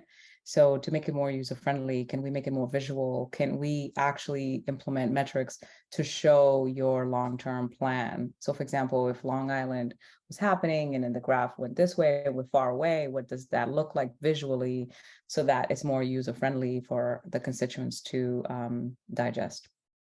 And thank you, everyone here.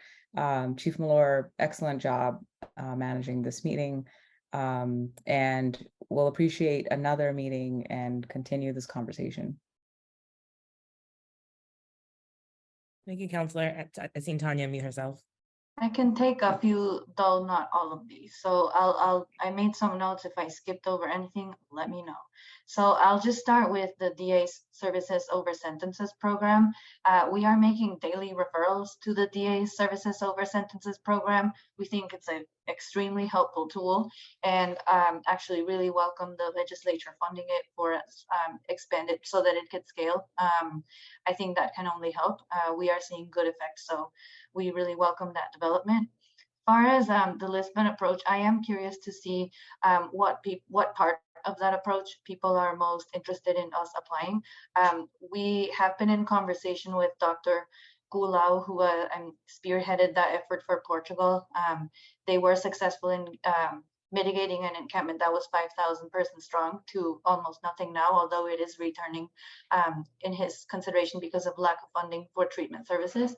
But that approach has a few components that I'll name. I don't think all of them are feasible here. As soon as I list them, you'll know why. But they started off with decriminalization of all drugs. They also have a single payer healthcare system that provides free services for all, which was crucial. They also have they set up a different diversion system for people who are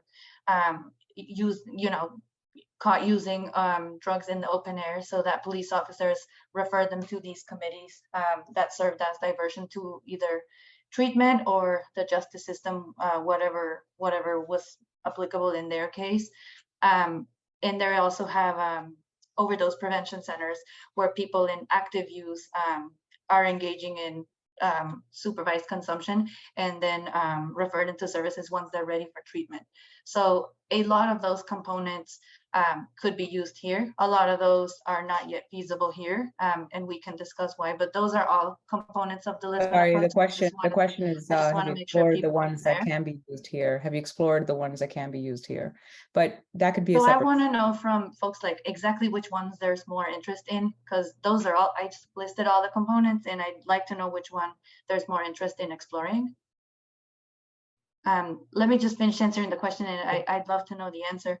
As far as beds, I'll let Bisola list off where those beds are available, but I know they're the ones off the top of my head would be some beds at Pine Street Inn, some additional beds at the Franz Florence Southampton Street Shelter, some beds for women at a shelter, women's shelter in Weymouth, and then some additional capacity at the Night Center downtown, which is a good one because it's lower threshold than the rest of the shelters that I just listed, but I'll let Bisola speak to that.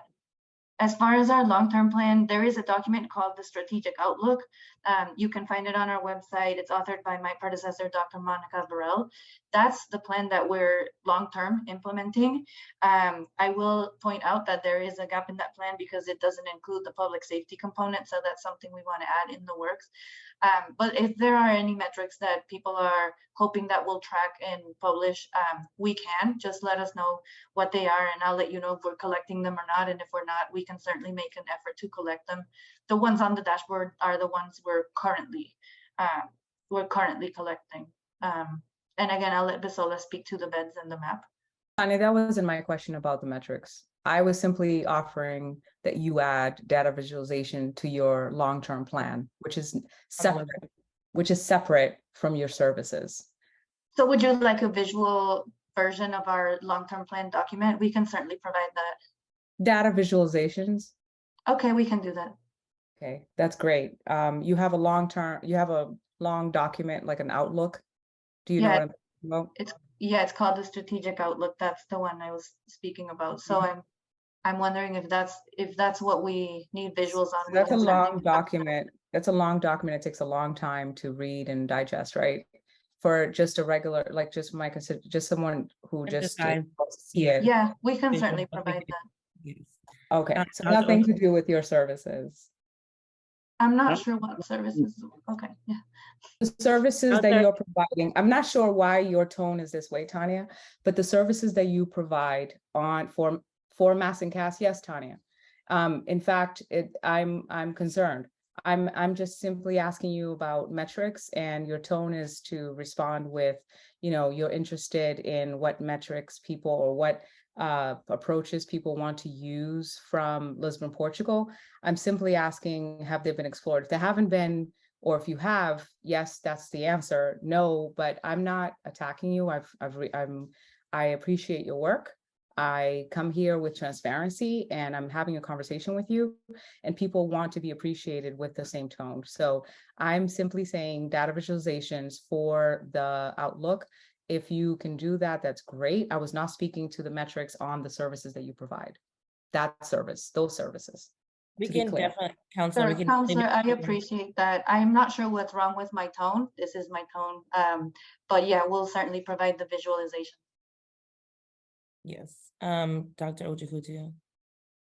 Sure. In terms of the bed list, Counselor, so the Mayor's Office of Housing is leading that process, and it's in evolution. So all of the spaces that Tanya mentioned are ones that are on the list. We are looking at some others. So if we could send you a more final version and send that from the Mayor's Office of Housing, that might be more helpful to you as well as to everybody else who would be interested. So if that's okay, we can send that.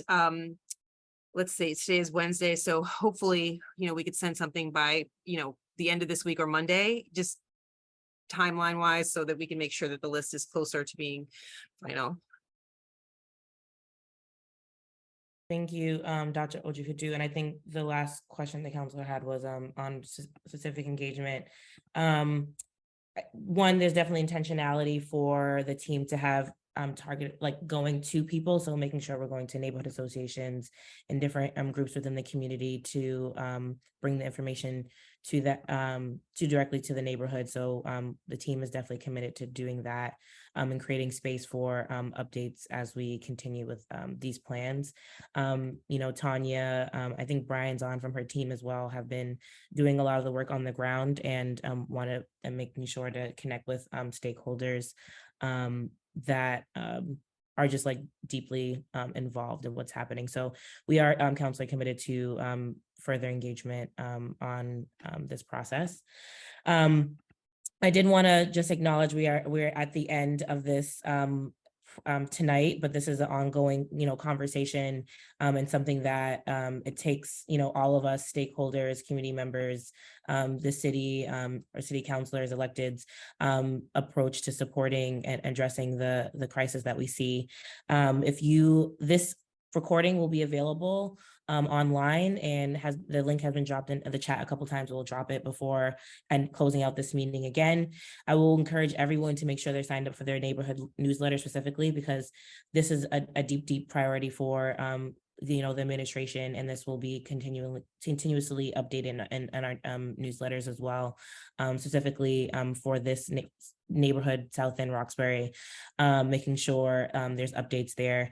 And I just want to thank everyone for joining tonight and the hard work that you all do every single day, and the commitment to this issue that is happening on Mass and Cass. Thank you all for joining, and that concludes the meeting. Thank you, everybody. So much. Thank you, everyone.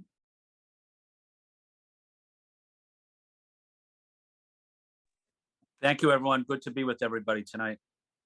God bless you all.